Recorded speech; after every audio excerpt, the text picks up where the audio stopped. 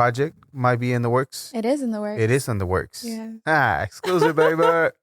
Okay, so what kind of project do you have? What kind of music genre are you going into? And have you been recording songs already?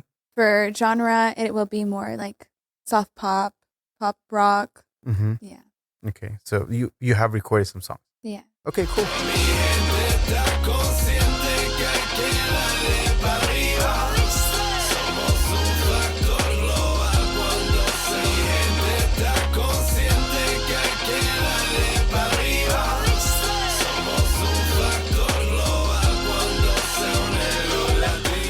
Welcome you and all to another episode of the Global Latin Factor podcast, where we talk about, say with me, Latino everything. Thank you very much for being here on another amazing episode. If you are liking what we are putting out, content, stories, please go ahead and subscribe right now. It's very important. It's for free, unless you're paying subscription, and I don't know what you're doing. So that's on you. That's on you. There's nothing to do with us.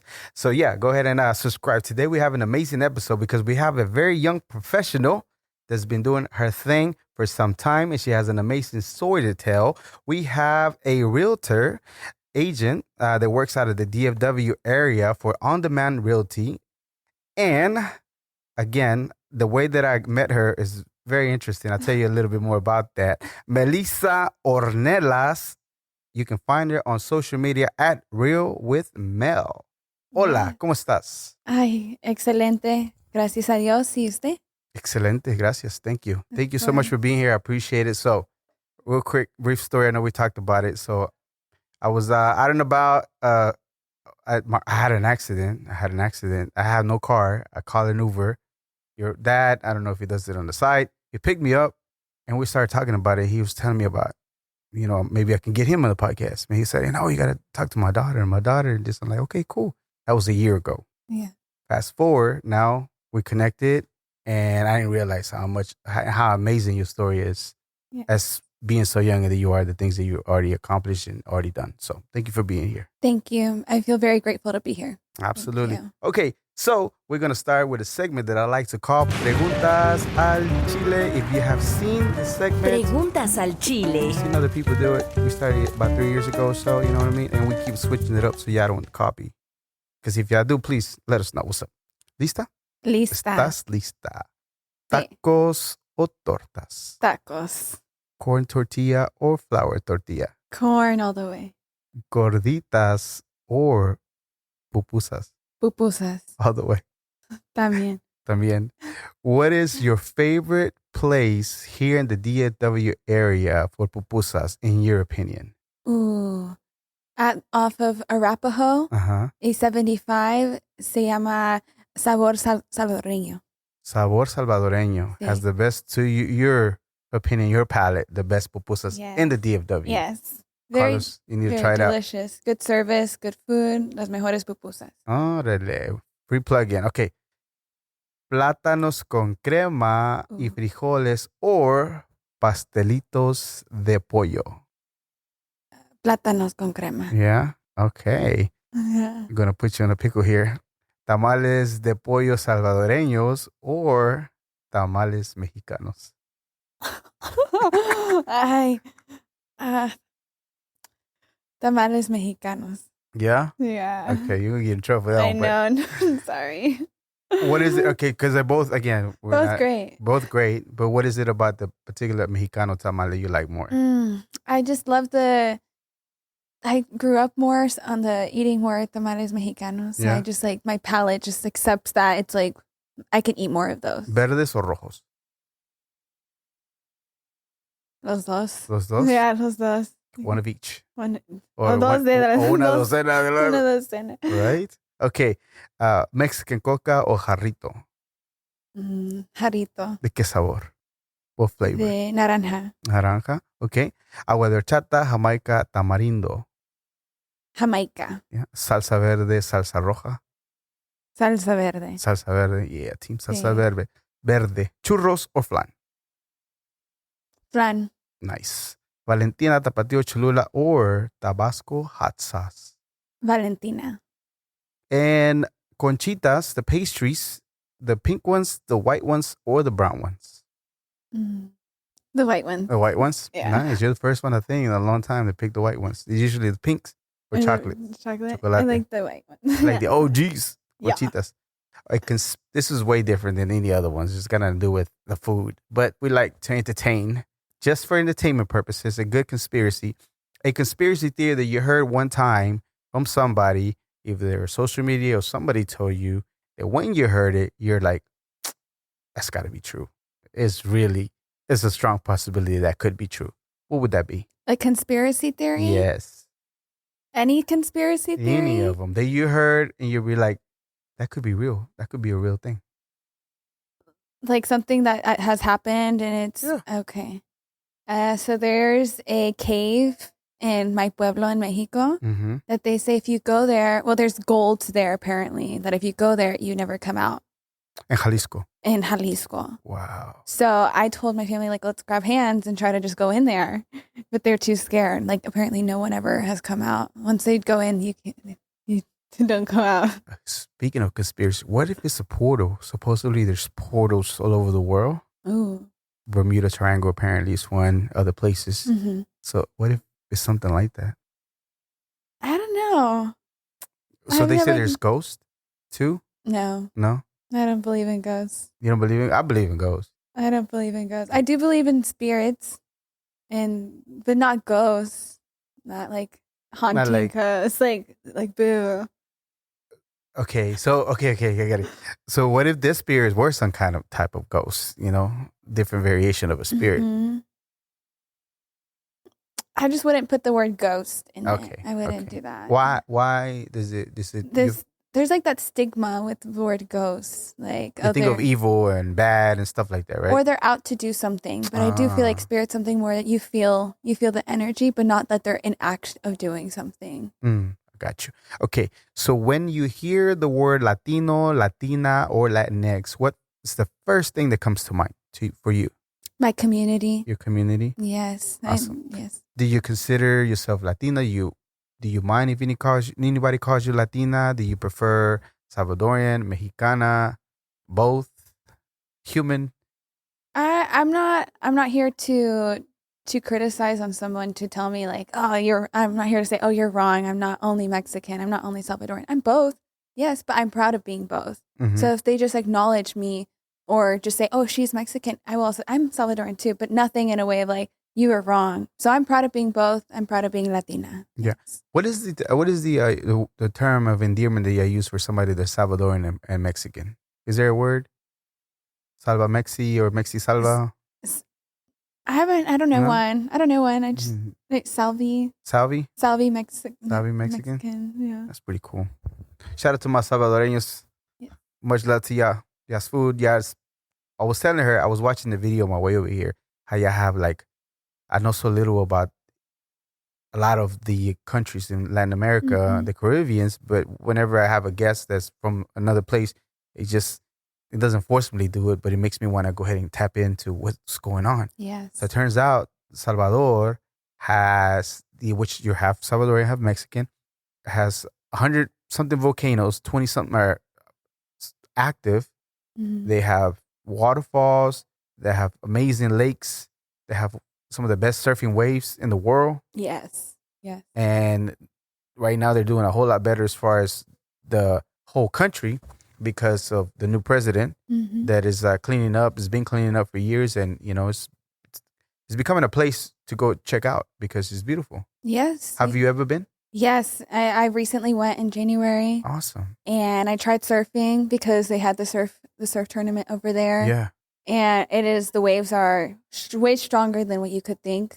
I took the surfboard out there and then I reconsidered going out there because of how strong the waves are. Some surfers out there were actually in the waves and they looked phenomenal. It looked like a movie. Do you know how to surf though? I don't. No. You gave it a go. I tried. I wanted to put myself out there. You know how to swim? Like yeah, strong I can swimmer? swim, but the waves are so strong you can't really swim in those waves. It's beautiful out there. Right now, there's a lot of tourism, so they're really trying to encourage more tourists to go and visit and get to know El Salvador, get to know who we are, get to know our food, our culture, the beauty of El Salvador. The crime rate has gone down. They're no longer on the top 18 of crimes in the states. Yeah. And they've really improved and cleaned up their El Salvador. So anybody who's considering it, I highly recommend it. It's beautiful. It's tropical where I was at. You can get a little mixture of both. We have the mountains, we have the ocean, we have the city. So it's a mixture of everything. And it's just somewhere that everyone needs to go visit. What area were you in? Well, I went to San Salvador, and then I went to La Libertad, which is where I had family living. So I was over there where El Tunco is. Yeah. It's like very, very famous place for surfing. So when I went there, I actually heard more English than Spanish. Really? Yes. I met people from Australia. Wow. Like people that were visiting just because they've heard El Salvador was beautiful. Yeah. And they've just been traveling, trying to find new places around the world. And everyone's going there from all different countries. That's pretty cool. Yeah, that's amazing. Because again, if it wasn't because you were going to be here and try to educate myself more on the country, I would realize how freaking beautiful it is too. Shout out to Bolivia too, because I didn't know how good and beautiful they were. But man, Salvador has got his own little hidden treasures, amazing scenery, the people. I think we were talking about it before we started recording that. I think maybe it was more of like, people are so friendly, right? But I think they're always like that. It's just because of the way that it was before with crime and everything. You always have to be on the defense, have to be cautious, and have to be maybe even live in fear. It doesn't make you want to show how nice or how amazing, how caring you are, because you always have to be guarded. Yes. Because you don't ever know what's going to happen. Yes. No, yes. And that's something that over time they're going to have to we all will overcome. Yeah.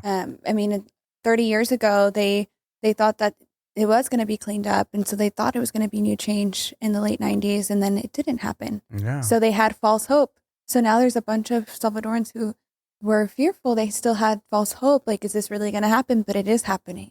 Yeah. The last 5 years have changed so much for El Salvador. Yeah. And the president, Bukele? Nayib Bukele. He's doing an amazing job. And with a 90-something, 94, you said, of high 90s. Yeah. He's like... Oh, the voting on the last election is kind of hard to deny that the man is popular there. And, you know... Loved. Very loved. Admired. A lot of women's, they're like, that's my boyfriend, that's my husband. Just because they look up to him so much that they've made such a difference for their families. Yeah. And when I was out there, I met so many families that they just told me stories of their past. I mean, they still live there, but the fact that now they have an opportunity to start a business without having fear of the crime. Somebody shaking them down for some money. So, you know. Or the food or everything. So now they're like, no, we're going to make, and there's just there's so much optimism and hope. And they're a country of faith, very faith driven. And they put God El Salvador, first. Which is the savior, translation. Yes. So they put God first. And that's something that I do believe that they're on the right path. That's cool. Yeah. So you sensed that all that when you were there walking around, all that hope, all the optimism and everything? Yes, I walked around by myself. Yeah. No one to be my bodyguard. I was like, let me get to know who these people are. And I introduced myself to random people. I rode a horse. I wanted to get to know the community and see who lives here. What do they do? What brings them joy? How do they talk to people? And so I just put myself out there. I had no fear. I met a little boy who, it was his birthday, selling bracelets, right? Oh, that's cool. So it's like there's just times where it's like I'm at the right place at the right time, and I was there at the right time. What was a common factor of things that everybody touched up on whenever you were talking to them? What was a thing that kept coming up? Like whether it would be hope, whether it would be anything, just in conversation with them, that just kept coming up over and over and over. What would that be? Well, I just felt so much gratitude. So much gratitude from every single person I met. They felt so grateful to have had a conversation just with one another. Each one of us, it's memorable. Having even small moments, they can be moments you remember forever. Yeah, that's dope. All right, so let's start with a little bit of of who you are. Yeah. So you're half Salvadorian, half Mexican. Have your Mexican father, ever told you how is it that he got to the States by any chance? Oof. Yes. Well, I couldn't remember right now at the top of my head how he did, but I do know he came when he was around like 12, 13. From Jalisco. From Jalisco. Yes. And he came very young and started Very making young. his American dream happen to him. Yes. And he started getting to where I believe he's also into real estate or Yes. doing things. What about your mom from El Salvador? How was her journey over here to the It was States? really tough. Really? Really tough to get over here. She was also very young and Okay.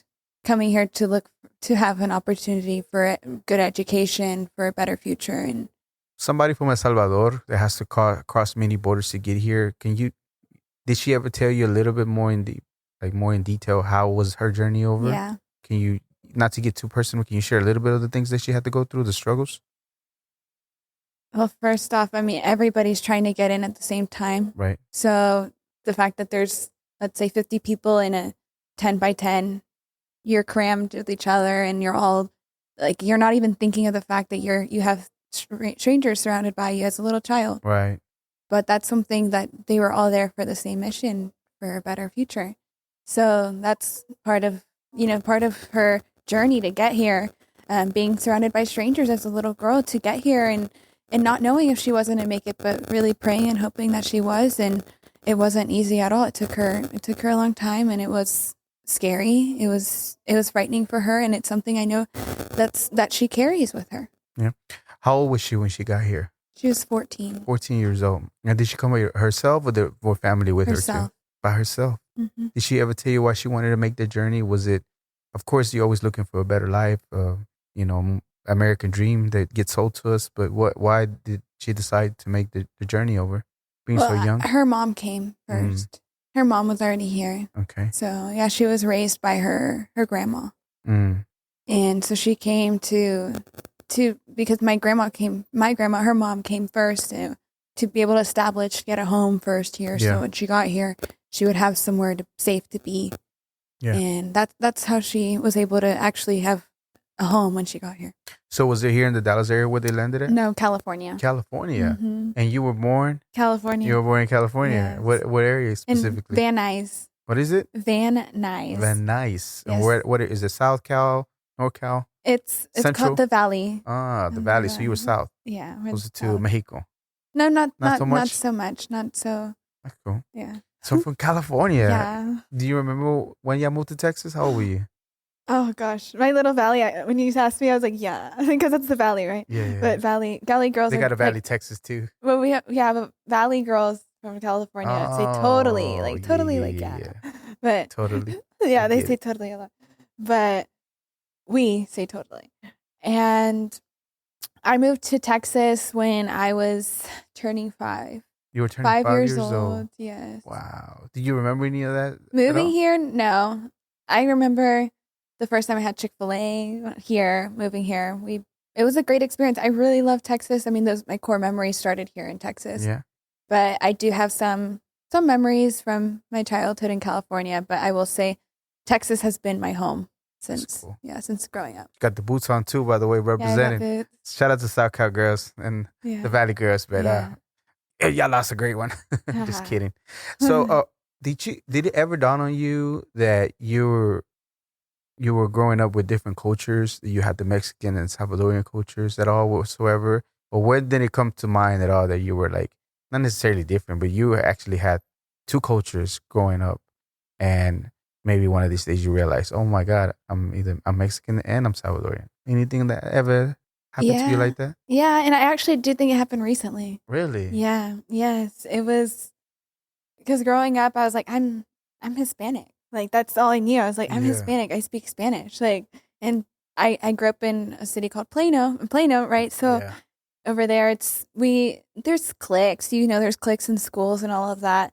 And I couldn't find like my right place to fit in. Mm-hmm. But all I wanted to do was be around like the kids or people who we had like similar interests in, like with nature, with exploring outside and I didn't really hang out with, my Spanish speaking friends as much when I was younger. Really? And that's something I wish I did, because I know, and I felt that when I was younger too. I was like, I wish I had more Spanish speaking friends. Mm. I wish I did. And I didn't. Where I grew up in my area, nobody spoke Spanish. So later on down the line, I actually put effort to make more friends and embrace being Latina. And that was like more in high school. And now that I'm in my 20s, I've met so many more people Mm-hmm. that, and so much experience in what's going on with El Salvador. Right. There's so much orgullo, pride in being Salvadoran right Yeah. now. Yeah. And that's something that now I feel, and I've met so many people and I've experienced it, and going to El Salvador, I do feel like there's a difference because I visited Mexico so much growing up. I didn't visit El Salvador so much. Mm-hmm. But now I feel like there's a part of me that I never got to see and get to acknowledge growing up, Right. which is a Salvadoran side, Right. because of how the crime was and everything. But now it's something that I still constantly educating myself on and want to continue to know more about that side of myself. Do you think there was kind of like a negative stigma towards the Salvadorian people at that time because of everything that you kept hearing, gangs, whatever the case might be? Even though it wasn't in El Salvador, it was here, but still kind of like negative talk about the people from El Salvador slightly because of all the things that they saw on the news or whatever the case might be. Yeah, and I yes, and depending where you go, there's different type of mindsets on El Salvador. Mm-hmm. You can meet a whole group of families that are so proud of being Salvadoran, and then you can meet another that aren't. So it's just like and you come from, depending on your environment, and like for mine, my mother had her journey here was really difficult for her. So remembering in Salvador was difficult for her. So that wasn't something that she was like, let me share with you about my experience. Oh, wow. Compared to my father constantly taking me, every year growing up. And I loved it. I love the mountains in Mexico, and it's family. I mean, my mother's the only child, and my dad's one of 11. Wow. So there's like a whole completely different background and what to share on your experiences from where they come from. Yeah. Yeah, that's true. I mean, imagine like having to leave everything behind, and I mean, and it's just things that happen in life, right? Because you want to, but at the same time, when you come with something that just wasn't that nice, to express it and carry it on to your child, maybe it's not the easiest thing to say because maybe your experience wasn't the best ever, but it doesn't define the fact that now Salvador is doing amazing and people are being proud to be from El Salvador, Salvadoreños. So that's pretty cool. Okay, so you had something happen to you that I'm going to share a little bit. So you had a little bit of an accident. You were in high school, getting ready to graduate. You had a senior trip. You had a little bit of an accident. Yeah. And I'm only talking about it because you have a story on IG of how you got into real estate, right? Yes. So you got into an accident. You had a knee, and unfortunately, you had to get surgery on it. Yeah. So you were, I don't know if you were bedridden, but both of your knees were not. You had a needless.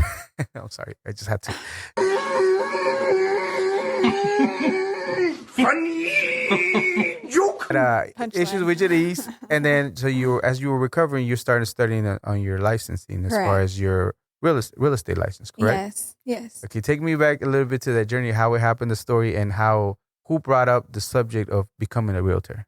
Okay, so it's the year 2020. I'm about to graduate high school, and we ended up not having graduation. So my friends and I were like, let's still at least plan an outdoor trip where we can still be able to do something and enjoy our graduation, to celebrate ourselves. We worked really hard.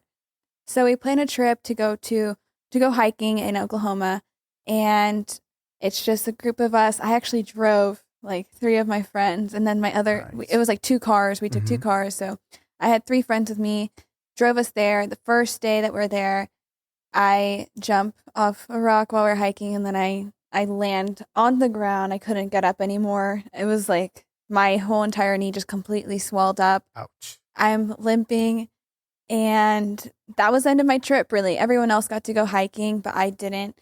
And later on, I drove us back home still with my knee like that. Ouch. Yeah. And long story. Thank God we got home safe. But we did get home safe, and I was just pushing through. I didn't want to have to go to the doctor. I'm like, this is going to pass. It's nothing that's not going to affect me. I didn't want it to be reality that I was going to be extremely injured. So I rested, hoping that it would go away. It didn't go away.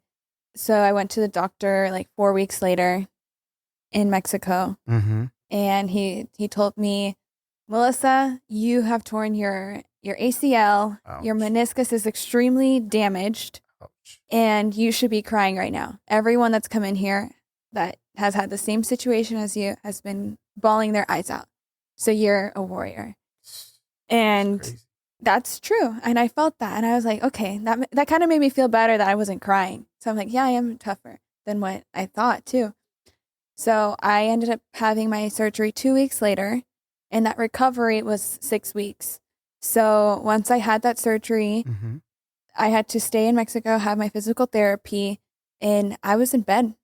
I was in bed in crutches. I did use a wheelchair for a bit for like the first few days. Was that the time that they transfer one of the things from one knee to the other at the same time, or that was a different That time? was the second surgery. Second surgery. So the first surgery was just one knee. Mm-hmm. The second surgery a year later was double knees. Double knees. Yes.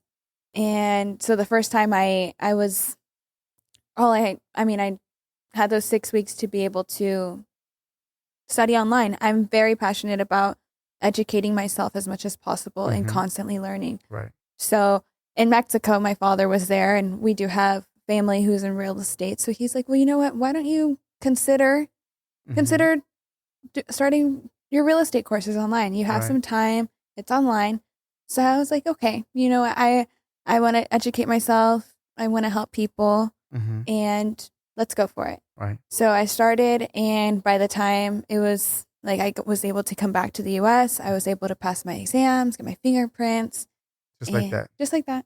No, it sounds simple, but I was so, thankful that I was able to have that time, you know, to be able to focus so much on my courses and pass. And so by the time I got back, I signed up with Remax. Yeah. So did you have any jobs prior to that at all whatsoever? Were you ever worked at anywhere else besides that? Or was that your first job? No, I did. I did work. I started at 15. I worked at a restaurant. And then after that, I did a side business. So after high school, mm-hmm. after hours, I would do eyelashes on my friends and on my teachers. Really? So I had a little entrepreneur spirit from the beginning. Yes. And I would have like back-to-back clients. Are you serious? I'm efficient with my time. You had to be good. Otherwise, they wouldn't have back-to-back clients. Yes. Yeah, that would jacked up looking like, I don't know what. They probably wouldn't come to you. Yes. So that lasted for some time. And then after that, that's when senior came? I did that. And then I was a sales manager at Aldo, the shoe store. Oh, yeah. So, and that was at like 17. So 17, 18, I was like a manager. That's cool. Yeah, it was really cool. Very driven. Yes. Okay, so thank you so much for being here today and checking out this amazing episode. Make sure you go and subscribe to the channel and leave a comment and a like. And now back to the episode. Tell me a little bit about the situation with 2020. You're one of the first ones that I know that, unfortunately, with the COVID, your graduation experience got taken away. Do you feel like slightly you were robbed, or was there any kind of blessing in disguise that had to happen to you? You eventually graduated, right? But not like everybody else did. Mm-hmm. Can you tell me a little bit about that? I definitely feel like there's a balance between the experiences that were taken that I wasn't able to have and share with others. Right. But I also do know there's a blessing behind everything. So in the robbed part, I do feel like there was moments where I wasn't able to say my goodbyes or say my farewells to my friends that, you know, we may never see each other again. And we didn't even have the choice to say goodbye. Right. Right. So there's people that are in our lives where we could have had still an opportunity to become closer than we were before. Right. And there's just that's what I do feel like I was robbed on, which is the time that we could have shared. But the blessings, I do know that there's some people who maybe wouldn't have graduated or wouldn't have been able to start their journey if they didn't have the opportunity to graduate that year or have that hope there. Yeah. That's pretty cool. And then you did say they did get to do something for you to not necessarily walk, but kind of sort of compensate for that. Can you tell me about that part? Yes. So they emailed us and said, what time slot works best for you and your family and it was like a 5-minute time slot to walk the stage. So they had a group of like 20 students, not even, I don't even think it was 20. I think it was like 5-10 students and their families, but it felt like a lot because it was like the COVID time. We're all wearing masks, and we walked the stage, and my family was behind me in a little box, and they said my name. I walked the stage, and that was it. They That's just cool. recorded like 10 seconds. Melyssa Ornelas walks the stage, on to the next person, next appointment. Next appointment. Yeah. That's pretty cool. Yeah. So, Yeah. yeah. Okay. So you graduate, you get your license, you're done, and then of course you get your first job, Remax, and you start working.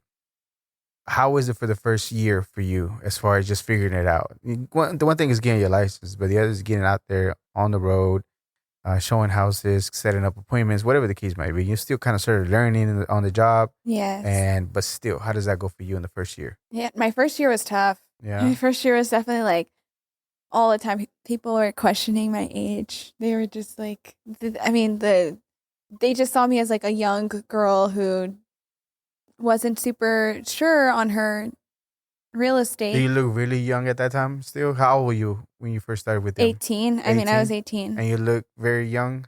Yeah. I mean, I also think it's about knowing your education. It wasn't really until I helped family my first few months, but then like on the 7th month, I finally got my first deal. It was like 700,000. So that was a great deal. But it was a referral from another state, out of state client. And that really, that helped me build my confidence a lot because I put in a lot of effort to be able to help that family and find their home. Okay. And, yeah. So you start with family first. Yes. Is that how it goes, just to make sure you get it going? Is the family okay with that? Yeah. And well, family was like, they were supportive of it. They were like, well, at least we have someone that we trust already that's in the business. So at first it was, kind of getting the reins on the horse, right? So I'm educating myself. I got my GRI license, which is a graduate real estate institution. I did so many hours of education, but it's also about that confidence, that self-confidence that I feel like I've gained over time through being in the business and just growing as a woman. And that my first year was more of like, hey, okay, this is, I'm figuring out what I'm doing, and I'm here, and my heart is pure and I know what I'm doing. But it was still like the lack of confidence at that time, my first year. Yeah. Well, mostly the experience, I would guess, right? Because you kind of sort of, I heard, what was it, a clip of confidence is like Latin for with faith. So having faith still leading you, because you know that you pass the test, you know that you have this, you don't know, but your heart is pure. Like you said, I like that so much, that you want to help people the right way. You don't want to just put them whatever, and you just keep pushing. But the first deal that you get, 700,000, how did they find you? How did they know about you? You said it was a referral? Yes. Of who? A Remax agent from Colorado who is relocating and trying to find a house with land. And my broker was like, "Let me help you. I'm gonna set you up with this client, and you go ahead." I drove like 2,000 miles for that client. You did? Yes, we drove. What area? Oh, everywhere. We drove through mineral wells. We drove. Okay, so you showed different properties. That's what you were talking about, different stops. Yes, before they found the one. Yeah, we drove. They were somewhere 45 to 2 hours away from each other, and we started at 9 a.m. We didn't finish until it was dark. Wow. So multiple days? Yes, 2 weeks consecutively. 2 weeks consecutively? Consecutively. Jeez, every single day. Yes. Yeah. And we just drove. And I negotiated a good deal for them. They ended up getting 32 acres in a beautiful house. That's a lot. That's quite a bit of land. I'm still in contact with them. And they're cool. Still like, I feel very, like, we still feel very connected. So finally you're driving them. What is it? Can you sense when you look at them that this is the one? Yes. This is the house? You saw their eyes? Yes. Like a little sprinkle? Well, it's not only that, but it's also it's a lot of storytelling, so that you can hear their lifestyle being spoken onto the home. They're like, well, we can go kayaking here. Oh, we can have our family reunions here. We can do this activity here. Well, our kids are going to be, I'm going to call my kids from downstairs over here. Like that's where you can feel that instead of just talking characteristics on the house, they're talking on what they will be doing in the house already. And Like you already know they it's sold. visualize themselves. So whenever they start doing that, you already know it's sold. Yeah. Because whenever you're showing them another one's like, no, they can't talk to us from the balcony. No, we can't do that. Not this. Yeah. You already know. Like, nope. Let's go. Let's wrap it up. And sometimes I know before they do that it's Really? like, Because you can hear it. I can feel it. Ah. I just like, because once you already like, they've already told you, or you've already seen maybe like a few houses and they tell you, okay, well, you know what? I really need this. This is so important to me. Or I don't need this. I'm like, okay, they really want to see this house, but there's something I don't feel like that's the one for them. Yeah. And then the moment we walk the house at the end, they're like, no, Melyssa, like that house, it looked good in the pictures, but it's not for me. Like, I don't say I told you so, but in my head, I'm like, I knew, but I would give them the opportunity because if they want to see it and they feel like this might be the one, let's go. Yeah, that's true too. Okay, so get to the closing table. You work out a good deal. Get to the closing table. They signed, and it's all done. A lot of the agents that I know nowadays prepare like packages and stuff like that. What did you have in mind to prepare? Because I know you probably had that even before you had your first deal. You had thought about, this is what I'm gonna do for my client once they're done. Yes, I'm like, I love to give gifts. I really do. And so I create baskets for my clients and just kind of hearing on what they like, if they like a certain drink, or if they do baking, or just if it's a new house, new couple, new home, some necessities. So I really do go all out on my gift baskets. I like the fact that you are active listening to where, even though they're just sharing stories and like that sharing story part, but also like, do they like to bake? Do they like carpentry? Whatever the case may be, you already got it. And the gift, I'm guessing it's more special because it's more customized to the things that they like. Yes. So whenever they get to see it, they'll be like, oh my God, this is exactly what I'm looking.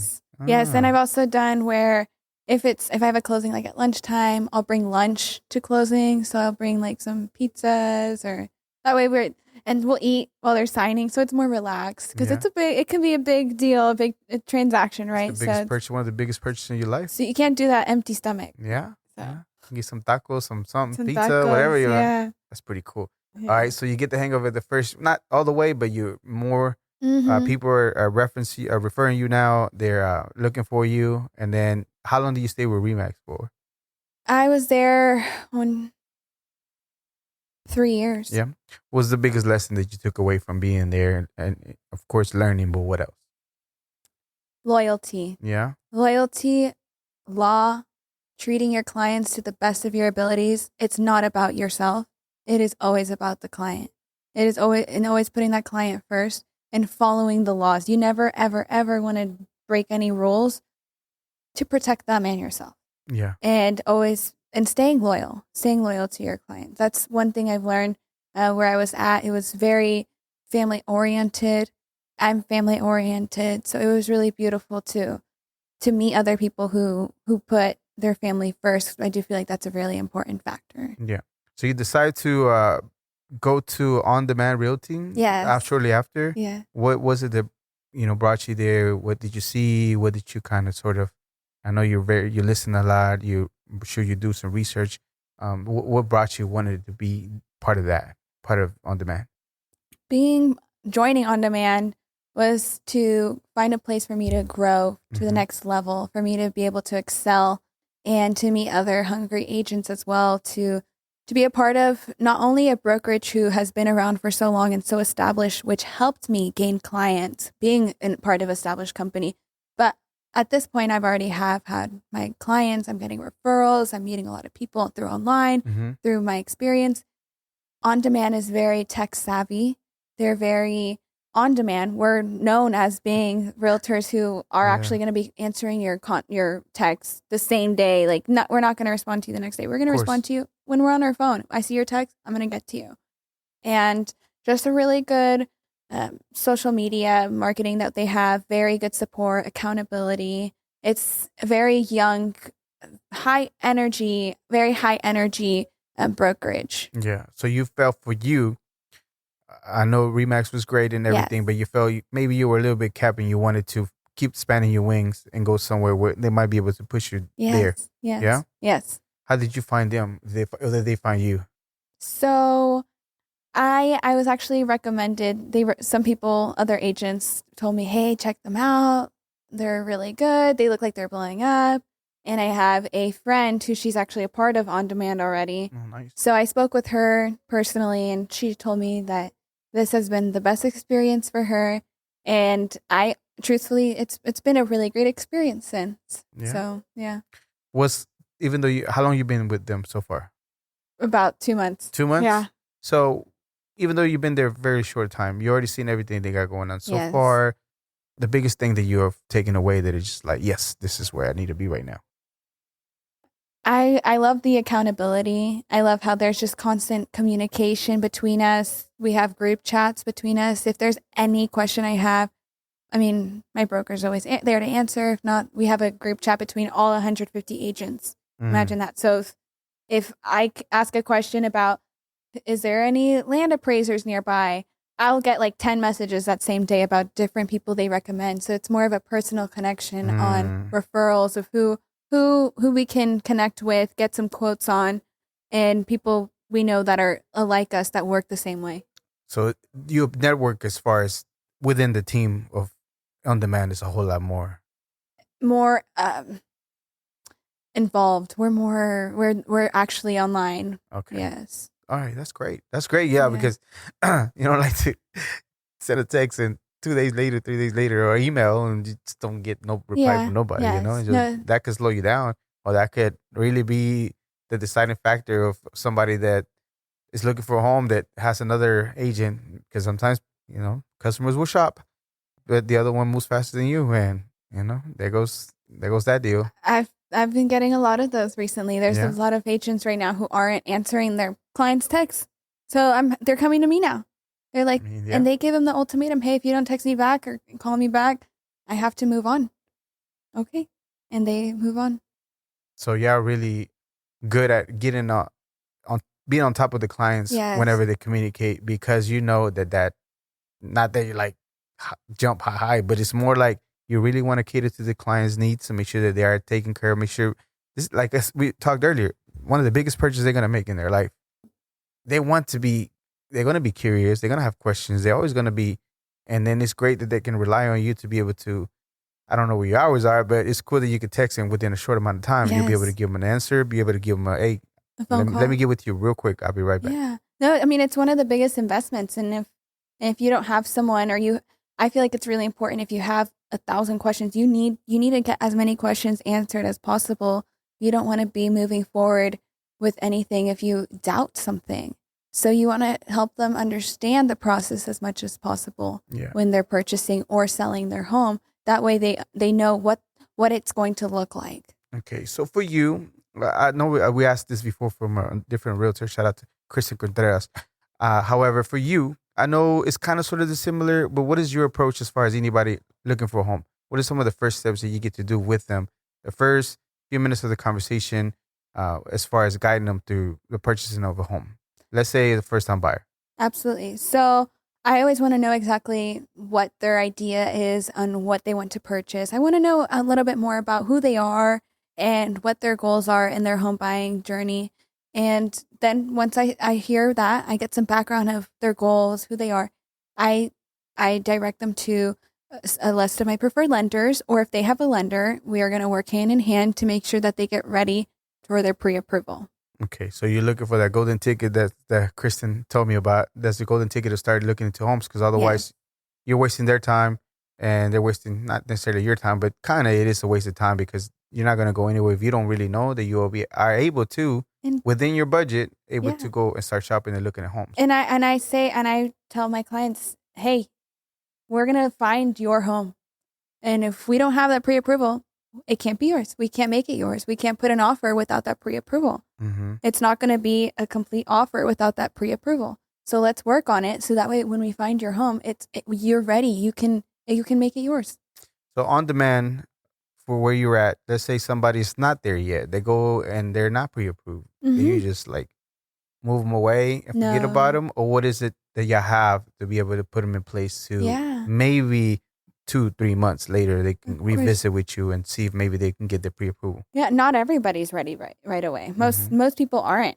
So it's a plan to success. It's a plan that we're able to help you to get you ready for your goals. So if it's not now, maybe it's 6 months, maybe it's even a year or 2 years down the line. If you haven't done your taxes and we need 2 years, it'll be 2 years from now.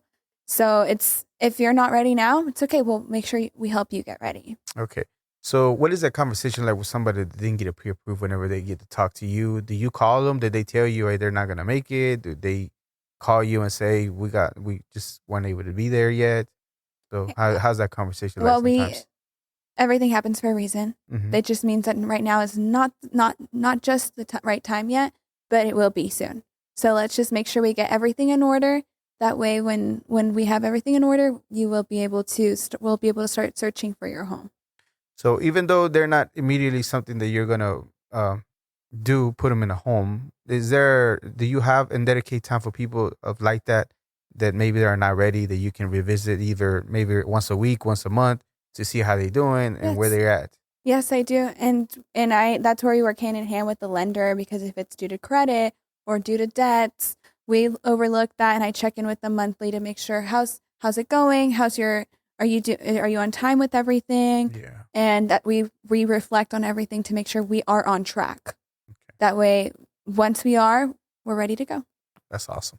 And before we started recording, you talked about whenever you get other people, you're getting some out-of-state people, they're investing. Yes. But I like the way your approach as far as like the homes that you're showing. Most of the things is via phone, but you put yourself in, if you was to buy that home, would somebody else buy that home? Where did that come from? Why do you want to feel that way? Of course, it's only obvious, right? But where did that come from? Why the idea of just starting to do that to make sure that whenever the investor gets the house, whoever gets the house, they're going to be happy with what they got? I mean, at the end of the day, I feel like we're all the same. We're all the same. Yeah. So I'm going to look out for you as much as if it were to be myself. If would I live here, would this be something I would be comfortable with? So I get asked as well, do you like this? And I will say, hey, at the end of it's their decision on what they want to invest in. Yeah. But if they're asking me a personal question, I will say yes, or hey, maybe I checked this out. You like that other one as well. Yeah. So let's look at that one again. And I just put myself in their shoes because I do feel like it's important to care for them more than ourselves first. Mm-hmm. Yeah. I like that selfless service. A lot of the military, you have that selfless service, which is cool. A lot of the things you have, you would have been great in the military if you was to join. But unfortunately, that didn't happen. But the integrity and selfless service, things of those natures, there are some of the cores, basic things that you have to do in the military. So, okay. So tell me the biggest lesson that you took away from one of the toughest closings, the toughest purchase, the toughest client that you had. How was it that you were able to handle? First of all, it seemed like you do very well as far as somebody that's outraged, angry for whatever reason. Things happen within closings, within whatever. But sometimes it's not your fault. But you can't really, they don't see it that way. They see it because you're the one that they've been talking to, that not all the way your fault, but it's kind of your fault, right? Mm-hmm. So what is the toughest client for that reason, and how is it, did you learn, and how did you go about it to make sure either they got taken care of, or unfortunately was something that they weren't able to do at that time? So, most of my deals, thankfully, they've all just been, once we get ready and we are at the closing table, everything's gone perfectly smoothly. I had one that wasn't able to close on time, and my client was going to go out of town that same night after closing. And we weren't able to close. And he was like, I'm so sorry, Melyssa, because the closing was at like 1 p.m. and we're still outside. Like, we're still trying to close and it's 5 o'clock and we're not signing. And it was due to like one loan condition, right? That ended up coming up. So, I mean, that can happen. The loan condition came up, and it was something that they were just going back and forth, trying to find a solution. But that's where I'm like, you know what? This is patience. I mean, patience kicks in, and I'm like, I have nowhere. Like, my client is here. That's my priority. My priority is to make sure that we close, right? That he closes on his property, and I'm here to support him as well, emotionally as well, because he started to get frustrated and felt very, I mean, not dissatisfied, but he felt very. I feel like he was almost embarrassed because he wasn't. They were trying to find a good term between him and the loan, and he's like, "I'm sorry, I'm wasting your time." And I'm like, "This is not a waste of time. It's just a process. It's just a process. So every problem has a solution. I'm a big believer on that, and I'm not gonna get angry at people if there's a problem. We got to find a solution." Where does that mentality come from you? Because not everybody has the patience, that understanding of everything has a solution. Some people just get blocked out and it is what it is and move on. That mentality comes from not conforming to the world and actually wanting to be the one to lead instead of just being a victim. Honestly, I'm a big believer in we can victimize ourselves or we can lead ourselves. We are our biggest fan or our biggest critic. Mm-hmm. Yeah, that's true. So you have to do an amendment to the contract because you're getting close on time. Get that done. And then finally, when he came back from his trip, were you able to close finally? We closed the next day, but he was actually out of state at that point. So we got a mobile notary out of state and everything worked well. Everything really I ended up getting to spend more time with my client. Yeah. So how was he after that? Was he happy? Very happy. Yeah. Yeah, we're very happy. I spoke with him just the other day. He's ready to buy another property. That's cool. So do you keep up often with a lot of your clients after you're close? Yes. Yeah. Yes. That's really important to me because I'm not here just for a transaction. I'm here for a lifelong relationship to be able to one day your children buy a house. I would love to be able to be a part of that as well, since I got to help them have their own bedroom at one point, and then one day they're going to have their own house. Your eyes, kind of like when they find their home, you get a little eye shine, whatever you think about that process, if it was to get to that point, and you're able to put their kids into a home. Yeah. So that's pretty cool. Yes. Okay. So as far as real estate for you, what's like the biggest lesson for you as far as just doing it? I know it's rewarding because you get to go and see the emotions, the feeling of having something accomplished for them, for the client. But what else have you learned within doing mortgage or doing real estate as far as that you have learned? I know there's patience. I know but what else? Patience and communication. I feel like communication's one of the biggest key factors in working in real estate. Under communicating will definitely set you behind. Yeah. So over communicating is better, and being truthful, honest, loyal, just being an all well-round honest individual, and being able to not only do it in real estate but also outside of real estate, to carry that in business and outside of business. That's pretty cool. Alrighty, so you tried out for a notary. It just didn't work out for you. You gave it a go, and it's just not your thing. I have a lot of passions, and I wanted to dedicate my other time to other activities. That wasn't one of the things that made you passionate about. However, I found videos of you singing. Yeah.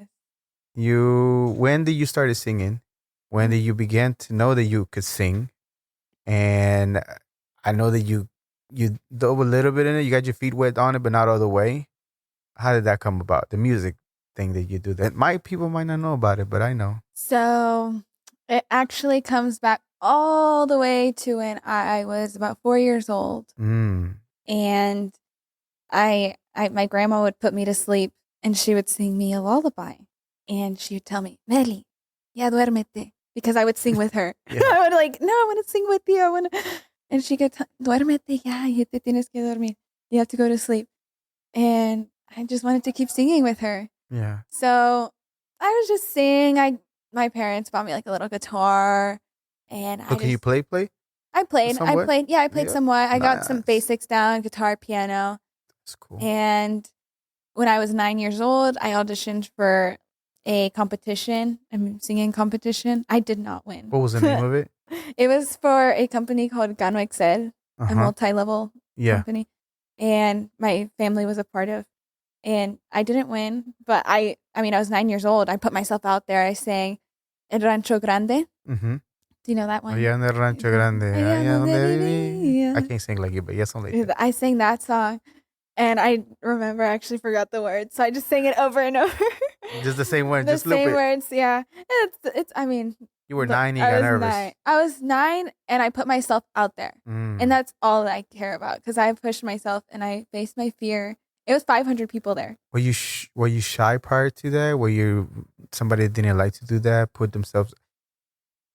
Public speaking is one of the biggest fears of people. Some Correct. people even, I don't know if it's true or not, but some people rather just die than public Yeah. speak Yeah. and get in front of people and say something. Yeah. So to be able to get in front for your first time in front of course, I'm sure you've done it in front of family, but 500 people. Yeah. Man. Yeah. How did that feel? There's something in my mindset that's like, I'm scared or I'm nervous to do this, but that makes me want to do it. Yeah. That makes me want to do it. Like, I'm just like, I don't want my own thoughts to limit myself. So if I have a desire to do something, but I'm just scared, I'm not going to have fear. Like, I may be nervous, but that fear, it's only going to stay there and continue to be there if I don't do anything about it.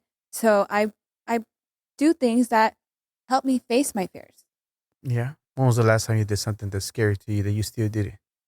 The last thing I did, well, changing brokerages was, a big decision because it's my first career and making a big change. But I know it's looking out for myself is the most important thing. I need to put what's going to be good for me, myself, my family, my clients. Biggest fear, I don't know. I started singing again in front of real estate peers. So I sang the national anthem at the last event where we had around 250 people. So I'm getting back out there again. I'm doing my singing.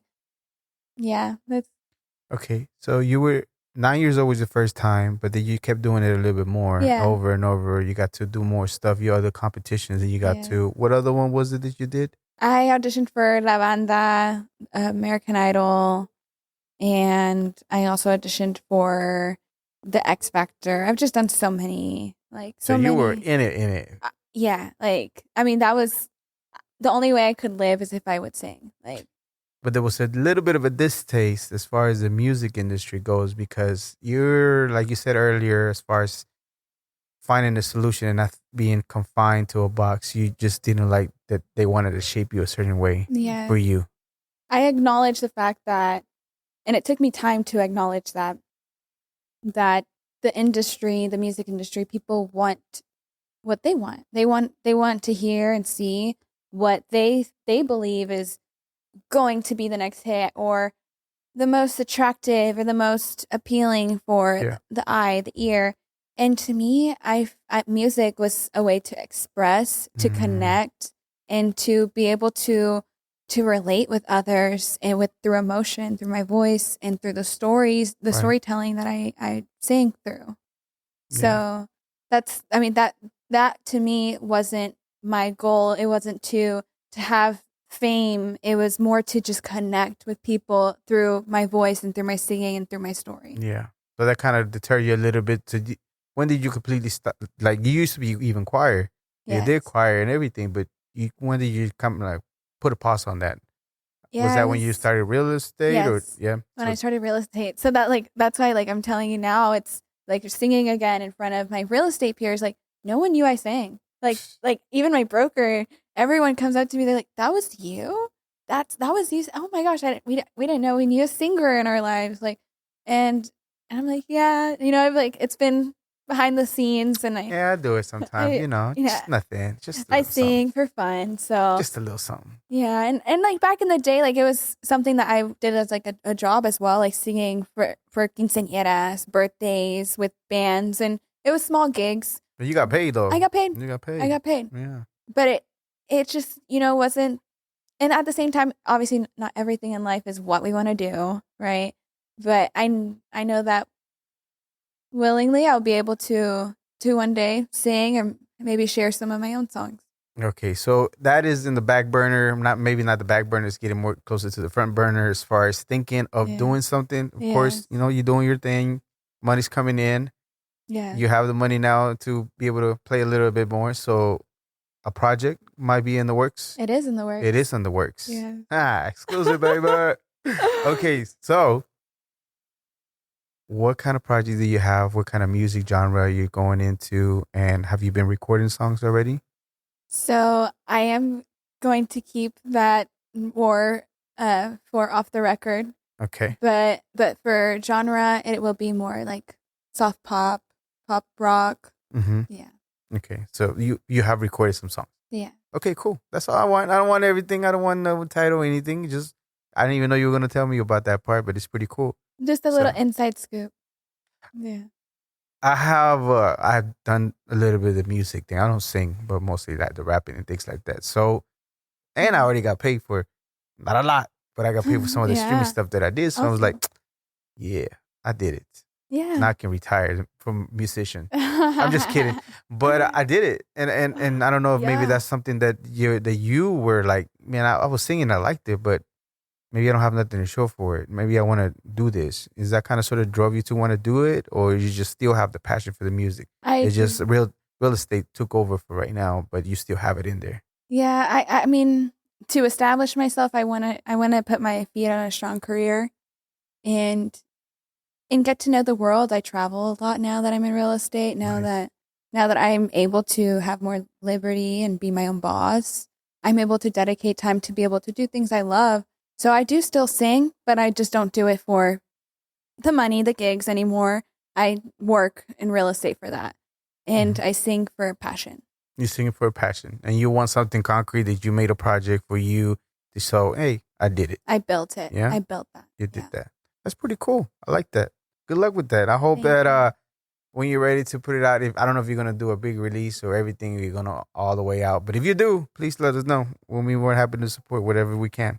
Definitely will. All righty. So thank you very much. We're running short on time. Thank you for sharing everything that you told us so far as real estate. If anybody was to try to contact you, they're looking for a home, they're looking for a rental, they're looking for investment properties, what is your social media? We'll put maybe not your telephone number because people are strange, but maybe just your social media. Yes, contact. My social media on Instagram and TikTok, it is at Real with Mel. And my Facebook is Melyssa Ornelas. Yeah. And I would love to help your family, your friends to be able to come move over here to the DFW area or suburbs and just be able to take care of them like they're my own family. Awesome. And do you have any events that you have coming up? Anything like that you're doing either yourself or with anybody else? Yes, I do have an event coming up on June 20th.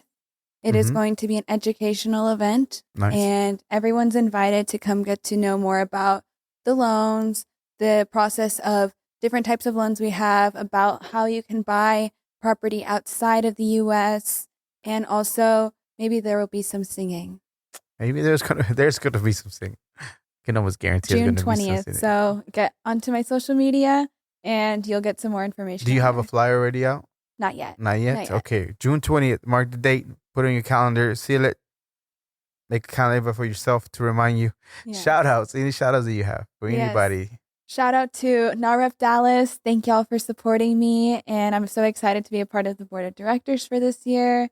Thank you to Latin Factor for inviting me today. Thank you to all my clients who gave me the opportunity to be able to establish myself to be here today. I love y'all. Yeah.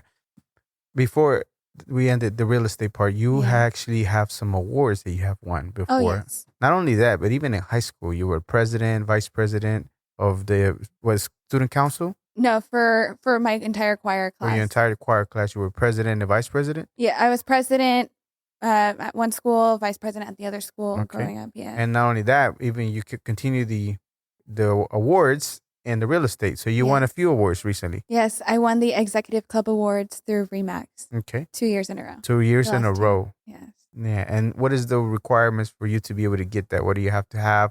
What are the goals, the money, whatever it is that they have? Yeah. So that ranges from 50 to 100K. Yeah. Yeah. And you got it back to back. Yeah. Back to back. Look at you. Okay. What is I think we talked a little bit about it, but let's just go and revisit. Maybe there's something else. What is an important lesson that you learned doing real estate that you would tell your younger self that will help somebody somebody else out, what would that be? In real estate? Yes, in real estate. Don't let them push you around, and really listen to their needs. Listen. That's the most important thing. Note down everything. That way you don't forget if you're forgetful, which a lot of us are if we don't write it down. So listen. And if you really put your passion, your heart into it, nothing can go wrong. And if it doesn't go right, on to the next. Don't stress about the past. Just focus on the next and on the future and on growing yourself and on uplifting others. Awesome. Like it a lot. This was a little deeper. Well, it is usually throughout the day when I wake up or sometime during my day, I say something along the lines of not immortal. I am mortal and I will die one day. I know you're fairly young, but still, it's just something that happens in real life, right? It's going to happen. But it makes me want to hurry up, do stuff, and keeps me productive in doing things, knowing that that's a reality in life, right? With that, I wish you a long, prosperous life. However, when everything's said and done, what do you want people to think and feel about your life? About my life? Mm-hmm. That I was always just trying to be optimistic and helping my family and helping everyone around me with good intentions, always. Yeah. With yeah, love. And I think, yeah. Shout out to your dad, by the way. My you dad. didn't say that to your dad. Oh, and your shout out mom. to my dad. Shout out to dad, mom, grandma, sister, everyone I love. You know who you are. Don't get I me in love you. trouble. I'm telling you, when I started the podcast 3 years ago, I used to DM a bunch of people and try to find guests. I tapped into the people that I already knew, try to make something happen, and a lot of them came through. But sometimes guests were scarce. Sometimes it was hard to find a guest, and then sometimes they'll cancel. It takes time to an investment to get an episode out, right? Mm-hmm. They don't get it, Some people, it is what it is, and I can't blame them for it, right? But a lot of the time, to start realizing, you know what, the people who are meant to be here will be here. Absolutely. This is our second try to book this, but it was a year ago when your dad let me know about you, and I didn't realize how much. When he told me, I knew you were, of course, you're his daughter, right? But I didn't realize what he was telling me of the person you are, like how amazing your story is, and how amazing as being so young, the things you're already accomplishing and are doing, And then you can exercise not only in the singing, but just overall, even in high school, to striving to be more, not just a regular student. The mental part of you wanting to be more and more, and with good intentions, not stepping on everybody, but still caring for other people as you're moving along. Absolutely. And I think that's amazing, though. So shout out to, remind me his name again, because I know Ricardo. Saludos, Ricardo. Le di mi palabra que íbamos a atender a su hija aquí un día de estos. Y aquí estamos casi un año después. Disculpe la tardanza, sabe que soy mexicano también, de Morelos. Así es que a veces llegamos un poquito tarde, pero llegamos. So even though it was a year later, I give him my word that we'll make it happen. So here we are, and we did it. So without a doubt, with everything you're doing, I know you're fairly young, and I know you continue to work, and I know you continue to excel. I have no doubt wherever you're at, you're going to continue to go forward because of the things that you have, because you care for others, and because now you know that you're not going to be pushed around. Without a doubt, Melyssa, you are a global Latin factor. Thank you very much for being here. Thank you so much. Appreciate it. Thank you very much. This was another episode of the Global Latin Factor podcast. Remember to subscribe right now. Remember to subscribe to the channel so you can see more interviews, more content. We have amazing episodes in Spanish, English. We have exchanging cultures. We have all kinds of amazing, beautiful stories. More to come, by the way. Shout out to WSB for allowing us the space to record this beautiful office and the amazing people that we have here. So subscribe to the channel. We'll see you until next time. Bye. Thank you very much for checking out this episode of the Global Latin Factor podcast. Make sure you go and subscribe to the channel. Check out the content and the episodes that we have ready for you. Thank you very much. Till next time.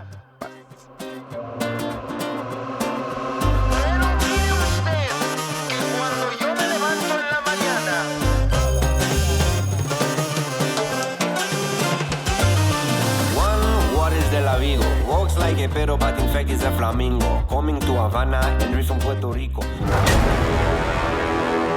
Can't you see I'm calling? A guy like you should wear a warning. You It's dangerous, and I'm falling. There's no escape, I can't wait. I need a hit, baby, get me in. You're dangerous, I'm loving it. Too high, can't calm down. Losing my head, spinning round and round. Do you feel me now? Taste of your lips, I'm on a run. You're toxic, I'm sipping on it with the taste of your poison. Paradise, I'm addicted to you. Don't you know that you're toxic?